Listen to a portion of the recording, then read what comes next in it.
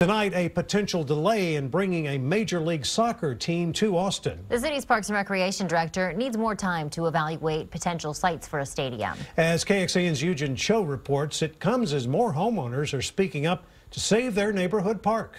Can you sit? Can you sit?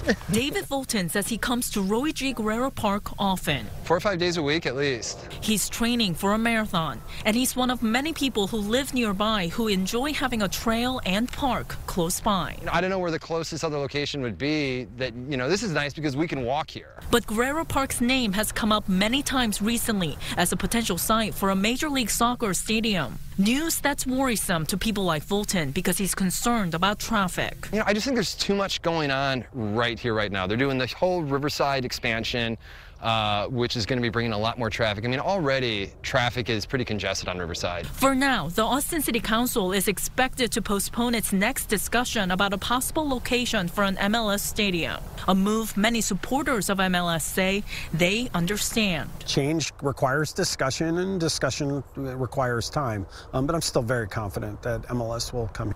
They told us, however, whenever the discussion resumes, they hope the council will find a site that works for everyone in the city and the team. We want to know, do we have a soccer team coming to Austin in 2019? And then, of course, the next question is where are they going to play once they're here long term? And then the next question is where are they going to play short term? Eugen Cho, KXAN News.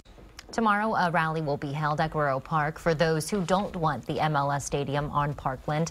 City Council member Pio Renteria, represents that district. He sent us a statement tonight saying that he would not support a stadium at a park unless the community was behind the idea and it remained accessible to everyone. All of this only fuels the hope back in Columbus. The crew was one of the charter members of the league in the mid-90s. Just this week, potential investors have been talking with the Columbus Partnership.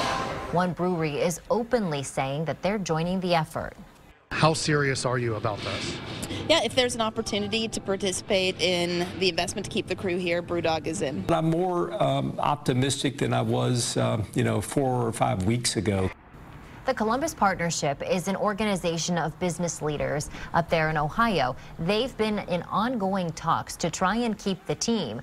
No matter what, the crew starts next season, March 10th in Columbus. So why Austin? Well, just last week, MLS Commissioner Don Garber explained it to the Sports Illustrated and the Planet Football podcast. Basically, when Anthony Precourt bought the team, he wanted an assurance in case things did not work out in Ohio.